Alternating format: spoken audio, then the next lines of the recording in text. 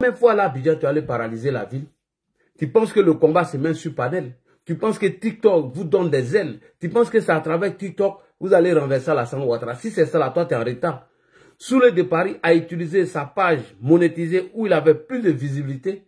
Il a appelé des populations à aller chasser Alassane Ouattara. Il a tapé poteau. Mieux, ton patron Guillaume Kibafori Soro, en 2020, a payé des journalistes de RFI. Il a payé les journalistes de France 24. Il a fait des conférences de presse à hauteur de 50 000 euros, des conférences de presse à près de 60 000 euros, payer des journalistes, payer même la communication à hauteur de près de 4 milliards. Mais il s'est arrêté ici, sur son écran. Il a demandé aux Ivoiriens de chasser Alassane Ouattara. Poteau, c'est pas toi un plaisantin qu'on ne connaît même pas. Donc moi j'ai dit ton nom, peut-être les gens vont chercher à te connaître. C'est toi là, toi tu vas paralyser Alassane Ouattara. Si tu es garçon, si tu as des testicules, si tu bandes comme Tama Robert, il faut partir à Abidjan. Aucun enfant des autres vont se mettre dans la rue pour mener vos luttes. Vous êtes une quinzaine de personnes ici, faites assez de bruit, vous manipulez les gens, ah donc vous comptez sur les pro-Gbagbo. Aucun pro-Gbagbo va sortir pour manifester pour Didier Volcano. Il a cherché, il a eu, qu'il aille répondre à ces diffamations, ces injures contre la première dame, contre Alassane Ouattara, contre les juges, contre l'armée ou la police de la Côte d'Ivoire, c'est tout. C'est pas lui-même qui a dit qu'ils sont corrompus. Il n'a pas dit que la première dame, elle a une cellule de blanchiment d'argent et qu'elle aurait trompé son mari. Mais c'est là, on l'attend là. Vous dites des bêtises, des conneries. Quand on vous arrête maintenant, oui, les encagoulés sont... C'est lui-même qui va nous dire non, je suis fatigué, c'est bon. Écrivez ça. Aucune tentative de coup d'État va chasser Alassane Ouattara. Aucun mouvement de rue ne peut chasser Alassane Ouattara. Ça, je vous le dis toujours. Que le livre de Djenchat, dont Guillaume Soro a lu, et puis il veut mettre ça en application, où il parle de la dictature à la démocratie, allez-y dire à Guillaume Soro que nous, on a payé encore le même livre de Djenchat, où on appelle l'anti-coup d'État. Moi, des plaisantins comme ça, là. Oui, il faut sortir, il faut qu'on paralyse Abidjan. Oui, les gens là... Un Guinéen comme Souley de Paris, le fils de Touré Pédiayo, c'est lui qui va faire sortir les gens à Abidjan encore. Il a bouffé l'argent des jeunes ici. Au Kosisi Baba Nicolo. Vous avez mis l'argent des gens ici. Attendez ces vidéos-là, après ça. Quand nous serons à la veille des élections, là, vos vidéos, il a fait sortir tout. Comment vous avez escroqué les gens, comment vous avez anarqué les gens, bouffé leur argent, leur faire croire que vous avez mis une cellule en place qui était bien gardée, il y avait de l'argent, il y avait les moyens, et vous avez manipulé ces jeunes-là. Ils sont sortis dans les rues. Ils sont là à affronter les policiers. Certains ont été blessés, certains ont été arrêtés, certains sont partis en prison. Mais on vous a dit de cotiser pour vous avez bouffé l'argent. Souley de Paris a mangé leur argent. Et vous pensez que ces jeunes-là sont idiots aujourd'hui? Okosisi Baba Nicolo a mangé leur argent en 2020. Et ces jeunes-là vont sortir. Bah, il y a un plaisantin, il y a un voyou, un délinquant, un illettré gros grain qu'on appelle Mossad, a assis sur un panel à 2 balles. C'est lui qui va appeler les gens à paralyser la ville d'Abidjan. Parce que on a arrêté un bandit, un voyou, quelqu'un qui n'a pas de dents de Didier Volcano. Tu n'as pas dit que tu es un guerrier. Tu n'as pas dit que tu es le général de Guillaume Soro. Tu n'as pas dit que tu es le général d'un exilé, quelqu'un qui est perdu dans l'AES, en train de voler des vaches là-bas. Tu n'as pas dit que tu es son général. Tu as peur de quoi? Vous pleurez pourquoi? Les gens font des bêtises qui n'ont qu'à sortir. Personne ne va sortir. Personne. Celui qui va sortir, l'armée de Côte d'Ivoire, l'armée sera régalienne, hein, voilà. C'est pas pour faire rectification. Bande de voyous, bande de délinquants. Vous nous emmerdez. Aucun militant de Gbagbo ne va sortir pour mener vos combats. Vous les soroistes. Vous êtes 15. Vous, Soro Guillaume, vous donne l'argent, vous mangez et vous appelez d'autres personnes à aller mener le combat. Si vous êtes garçon, l'argent que Soro vous donne pour manger là, dites à Souley de payer son billet d'avion, il va partir. Nous, en 2010, on a payé nos billets d'avion. Oui, en 2010, quand Ouattara a gagné les élections et Laurent Gbagbo ne voulait pas partir, on allait faire la résistance. Payer billet pour aller mourir pour ado. Est-ce que vous avez cœur de ça? Des gros plaisantins.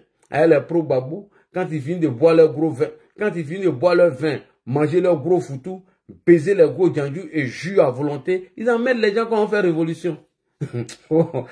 Des révolutionnaires de TikTok, des gros plaisantins. Vos Gbagbo est là-bas, n'a qu'à lancer Moudon. Des plaisantins, quand ils sont rassasiés, ils mangent leur gros foutou, ils boivent du vin, ils sont assis dans les canapés tranquilles, ils finissent de jus à gogo. Et oui, on va chasser Ouattara. On va monter sur le terrain, on va chasser Ouattara. C'est sur TikTok, vous allez chasser Ouattara. Ibé, là, ils n'étaient pas sur TikTok, hein. Chérif Ousmane, Kone Zakaria, ils n'étaient pas sur TikTok. Donc, si vous êtes gazon, si vous bandez comme Tama Robert, allez-y à Abidjan. C'est à Abidjan, ça se passe. Moi, je vous ai déjà dit, j'ai dit, 2025 là, Inch'Allah, bientôt mon Seigneur arrive. J'ai dit, j'ai regardé tous vos vidéos. Vous allez, ça veut dire que vous allez me donner tellement de visibilité dans Papatoya. J'ai fait Papatoya de 2 ans, 2 ans. Père, tous vos Dagbashi là, c'est poteau. Il n'y a rien. Personne ne peut chasser Alassane Ouattara. Moi, je vous le dis, par la grâce d'Allah. Ado est béni par Dieu. Certains opposants ont commencé à s'attaquer à lui ici, quand ils sont sortis de prison. Charles Goudé, cet hypocrite là, ce voyou, ce délinquant là, quand il est sorti de la haie, quand il a été acquitté, il a commencé à charger Alassane Ouattara. Mais demandez-lui de faire ça aujourd'hui. Demandez-lui. Dieu lui a montré des signes à ce Charles Goudé là. Mais aujourd'hui, il l'a fermé. Abdo, c'est pas vos camarades, hein. Vos Bleu Goudé, ce plaisantin là, cet hypocrite là. Bientôt, Charles Bleu Goudé, toi et moi, on commencé. Je t'ai dit, la balle que vous avez déjà là, toi et moi, on commencé. Charles Bleu Goudé, en quelques mois des élections, attachez vos ceintures, toutes tes anciennes vidéos, il a fait sortir tout. Tout! J'ai allumé matin, midi et soir. Ce que les filles là ont fait là, c'est maintenant, il rend mon coup. Alors, on va commencer, hein. Voilà. J'attends d'abord, quand les pro-babou vont finir de fragiliser la balle, c'est moi qui est venu frapper fort. Je vous ai dit que moi, je n'oublie pas, non? Vous m'avez insulté, vous avez dit tout de moi, mais c'est maintenant ça a commencé. Ce plaisantin de Charles Bleu Goudé, là. Demandez-lui. Dieu lui a montré des signes concernant Alassane Ouattara. Il appelle maintenant papa. Un hypocrite comme ça pour papa. Ado est ton papa. Ado qui était à traiter au Forum de la Réconciliation Nationale, qui ne serait rien dans ce pays. C'est lui qui a donné ton papa aujourd'hui. Tu as dit que Ouattara n'est rien et il ne serait rien dans ce pays. Aujourd'hui, là, c'est toi qui vas demander pardon à Alassane Ouattara. C'est mon père, c'est tant. Donc, je vous dis et je répète, personne ne peut le chasser. Personne. Tapotez les gars, tapotez. Il n'y a pas quelqu'un qui peut chasser Alassane Ouattara au pouvoir. Vous êtes des plaisantins. Vous êtes des gros plaisantins. Et je le dis, je l'assume. Alassane Ouattara va finir tous ses mandats et c'est lui-même qui va aller se reposer de lui. Aucun coup d'État ne va chasser Alassane Ouattara. Écrivez ça. Demandez à Bleu Goudé, il a eu des révélations, je ne veux pas parler, je ne veux pas aller en profondeur. Il a vu des révélations. Il a vu que Morola, il est indéboulonnable. Fronter sur le terrain. Merci beaucoup. Et c'est ce terrain-là, nous, on adore. Et c'est ce que nous, on veut. Mais moi, je ne pense pas qu'en face, il y a des garçons.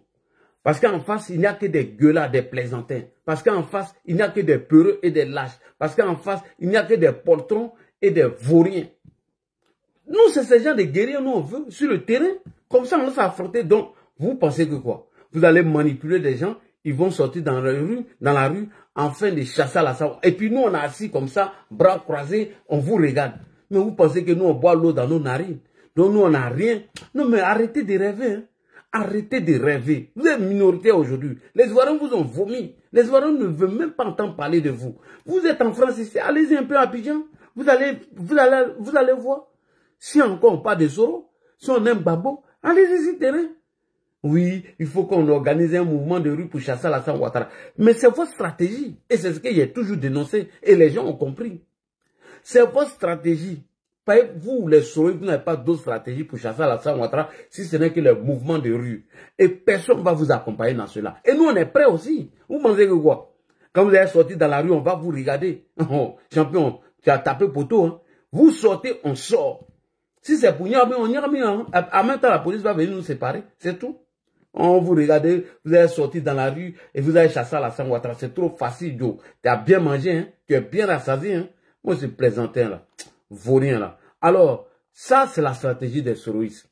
Ils passent par les gens de l'AES pour demander à ce qu'on chasse le président de la République, Alassane Ouattara, par des mouvements de rue. Donc, les mouvements de rue qui seront parachevés par qui? Par des militaires que eux-mêmes ils ont actionnés. C'était toujours la stratégie des soroïstes. C'est pourquoi il dit, moi, je trouve que ceux-là sont plus dangereux que Thiam. Ceux-là sont 2 fois dangereux que M. Thiam. Alors, bonsoir M. Thiam. M. Tidiane Thiam dit, allez à Chakadjan. Toi, tu n'aimes pas les critiques. Déjà que les gens ont commencé à parler de ta nationalité, tu t'es énervé, tu as commencé à insulter tout le monde.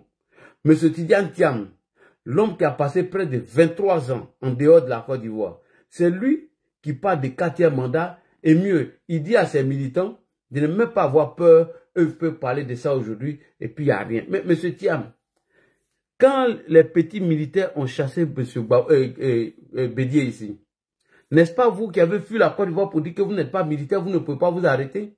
Et c'est toi, Thiam, tu vas dire à tes militants de ne même pas avoir peur. Champion, ça se voit que tu ne connais pas les réalités du pays. Hein. Ça se voit que toi, Thiam, tu ne maîtrises rien. Voici quelqu'un qui, lui-même, de façon libre, est allé demander la nationalité française. Il a eu cette nationalité. Et il a fraudé même pour être président de PDCI RDA. Il a violé les tests du PDCI afin d'être président. Une des plaintes ont été portées à son égard contre lui. Et ce monsieur, c'est pas. Voici quelqu'un, depuis 2022, 2023, il a décidé de se retourner en Côte d'Ivoire. Il sait qu'il va être président du PDCI et demain, son rêve, c'est d'être président de la République de Côte d'Ivoire. Le monsieur, il n'a même pas renoncé à sa nationalité. C'est en 2025 où les repéros nous ont fait croire que Tidjane Thiam n'avait pas la double nationalité et qu'il était exclusivement ivoirien, que ce voyou de Tidjane Thiam est sorti pour nous dire qu'il va se débarrasser de sa nationalité française. Et j'entends Tidjane Thiam parler de 4e mandat. Thiam, est-ce que tu as le courage? Thiam, est-ce que tu as le cardio, comme on le dit chez nous? Alors, on va faire la VAR. Nous allons inviter M. Adjoumani. M. Adjoumani, avant de voter la constitution de la 3e République, quel était le deal entre le PDCI de M. Henri Konan Bédié et le RHDP? Nous allons écouter Adjoumani et on va aller doucement. M. Tidjane Thiam, si tu es coupé des réalités, si tu as passé 23 ans hors de la Côte d'Ivoire et nous avons traversé toutes ces crises, on ne t'a pas vu, il faut dire Dieu merci à Alassane Ouattara qui a sécurisé ce pays. Grâce à Alassane Ouattara qu'aujourd'hui il y a la paix, il y a la stabilité, il y a la démocratie, il y a la liberté d'expression, tu peux t'exprimer aujourd'hui. Et c'est tout là, tu vas nous dire de ne même pas avoir peur, plaisantin que tu sois. On écoute M. Adjoumani. Adjoumani, quel était le deal du PDCI avec le avant l'adoption de cette loi, cette constitution? Merci beaucoup. C'est parti, Adjoumani. Il ne s'agit pas de 3e mandat. On s'évertue à vous l'expliquer. Merci. Il n'est pas question de 3e mandat. Il est question du 1er mandat de la 3e République. Merci beaucoup, Adjoumani. Et le président Alassane Ouattara peut bel et bien être candidat à ces élections-là. Parce que nous entrons dans une nouvelle République. Merci. Monsieur le ministre, quand vous dites que c'est le 1er mandat de la 3e République, vous savez très bien qu'en face de vous, vous avez d'autres arguments qui disent que c'est un 3e mandat que le président Ouattara veut faire et que la Constitution dit que nul citoyen ivoirien ne peut faire plus de 2 mandats et donc M. Ouattara veut faire un 3e mandat. Qu'est-ce que vous répondez à ça? Oui, mais les mêmes hier qui s'étaient opposés au vote de cette loi fondamentale, oui, sous le prétexte que Alassane Ouattara pouvait être candidat. Ah bon, c'est les mêmes là qui ont dit hier que le président Ouattara pouvait être candidat, oui. Ce sont ces mêmes-là qui aujourd'hui s'opposent. Vous êtes là, vous êtes témoin. En son temps, oui, Afin Guessan avait interpellé la classe politique en disant, et les images sont encore présentes, en disant que cette constitution va permettre au président Alassane Ouattara d'être candidat en 2020. Ferme ton micro s'il te plaît, sinon Ibrahim va te descendre. Mamadou Koulibaly, qui est le président de Leader, a dit la même chose. Il a dit la même chose. Et aujourd'hui, ils sont en train de se fourvoyer en faisant croire que le président Alassane ne peut pas être candidat. Mais je vais vous expliquer des choses. Merci. Adjoumani, il faut nous expliquer quel était le deal du PDCI à l'époque, avant l'adoption de cette nouvelle constitution. Tomba à ton micro, s'il te plaît. Tomba à ton micro. Quand on rentre en classe, on ne fait pas de bruit. Tomba. Voilà, merci beaucoup. Pour que vous ayez des informations fluides. En son temps, nous, on était au PDCI-RDA. J'étais secrétaire exécutif du PDCI-RDA en charge de la communication, porte-parole du PDCI. Lorsque cette loi est arrivée au Parlement, les députés du PDCI-RDA avaient émis des réserves sous le prétexte que si on vote une nouvelle constitution, alors le président Alassane Ouattara pouvait être candidat en 2020. Ils ont même attendu pendant 1 mois par rapport à cette réserve que le président Bédi a fait lever. Après avoir été assuré par le ministre de la Justice, certainement. Non, non, non. Pas après avoir assuré. Écoutez-moi bien, parce que je suis dans une logique. Respectez-moi cette logique-là. Alors, quand le président leur a dit non, d'étudier le texte, les députés ont renchéri pour dire que même si on doit l'étudier, il faut que ça nous arrive sous forme d'un texte que nous allons réviser. Il faut plutôt réviser la Constitution. Mais au PDCI-RDA, on n'a pas voulu. Et ils ont demandé que de façon expresse, on dise dans le texte que le président Alassane Ouattara, dans le cadre de la 3e République, ne pouvait plus être candidat. Ne pouvait plus être candidat. Ils ont dit qu'il fallait écrire ça. Qu'est-ce que les députés de PDCI ont dit après? Le président Bédi a refusé. Il dit quand vous allez à des... Le président Bédi a refusé. Ils ont demandé à ce qu'on écrive dans les tests que le président Ouattara ne pouvait pas être candidat. Et le PDCI de M. Tidiane Tiam, le PDCI de Daokro dont il a hérité aujourd'hui, son président à son temps, Henri Konan Bédi, qu'est-ce qu'il a dit? Presse. On dise dans le texte que le président Alassane Ouattara, dans le cadre de la 3e République, ne pouvait plus être candidat. Le président Bédi a refusé. Il dit quand vous allez à des négociations, vous ne pouvez pas tout prendre. Le verrou de l'âge a sauté. Voilà. Nous avons demandé qu'il y ait un vice-président, parce que c'est le PDCI qui avait demandé cela, oui. Qu'il y ait un vice-président. Ça a été accepté. Effectivement. Le verrou de l'âge, 75 ans, a sauté. Saute également. Et ce qui m'importe le plus, c'est de condamner les coups d'État. Parce qu'il a dit que les coups d'État doivent être condamnés. Et il a dit que les coups d'État sont des crimes imprescriptibles. Quand vous dites il a dit, vous faites allusion à... Bédier. Bédier. Que les coups d'État sont imprescriptibles. Il faut que ce soit marqué dans la Constitution.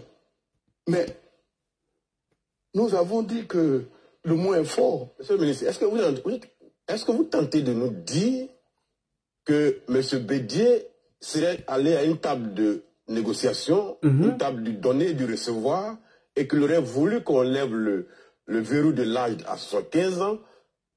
En contrepartie, il est conscient que si on fait une nouvelle constitution, M. Ouattara est candidat, donc lui il a pris les 75 ans, il laisse M. Ouattara se présenter au cas où il est candidat. Merci beaucoup. Tiam, quand tu n'es pas informé de la réalité de ce qui s'est passé dans ce pays, il faut te renseigner. C'est très important. Vas-y. Mets en place une constitution. Mais c'est pour justement débattre des sujets actuels et à l'époque. Il y avait le verrou de l'âge. Oui. C'est maintenant qu'on comprend pourquoi le président Bédier tenait tant à ce qu'on fasse sauter le verrou de l'âge. C'est maintenant qu'on comprend parce qu'il voulait être candidat. Et dans le cadre de l'alternance dont il a parlé, le PDCI pensait que avec la machine du RHDP, il allait s'approprier le pouvoir et après encore le redonner au président Alassane Ouattara. Mais ça n'a pas marché, puisque le président Alassane Ouattara avait souhaité que tous se retirent donc des élections de 2020 et qu'on fasse la passe à la nouvelle génération, ce que le président Bédier n'a jamais accepté. Donc c'est dire que en son temps, le président Bédier était d'accord pour qu'il y ait une nouvelle constitution parce que son souhait, c'était d'effacer les traces de Guéhi Robert. Et ça, il a dit. C'était d'effacer les traces de Guéhi Robert. Donc il y a une nouvelle constitution. On doit en tirer les conséquences. Donc vous nous dites que la constitution de la Côte d'Ivoire, qui est un instrument qui tient le pays, fait l'objet d'autant de marchandage entre éléments des partis politiques. Oui, mais quand on va, quand au moment où Guéhi mettait en place la nouvelle constitution, on sait ce qui s'est passé. Au départ, on sait ce qui s'est passé.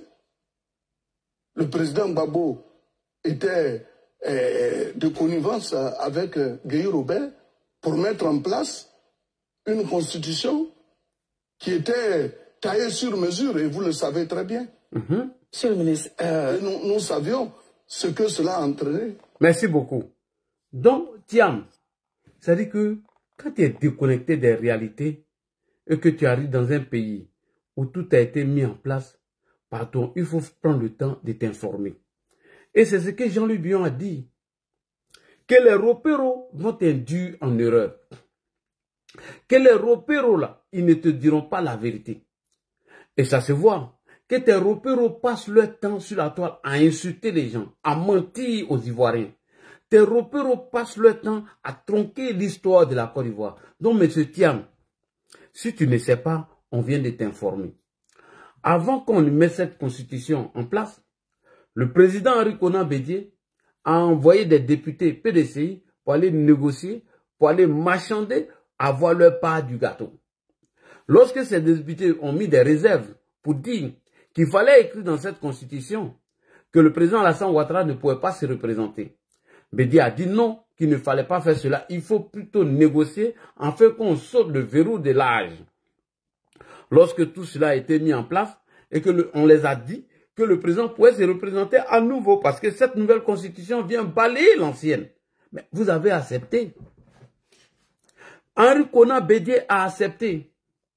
Et maintenant qu'on met cette constitution en place, c'est toi un plaisantin, un vaurien, quelqu'un qui a échoué dans son parcours professionnel, c'est toi qui vas venir nous parler du 4e mandat, du viol de la constitution.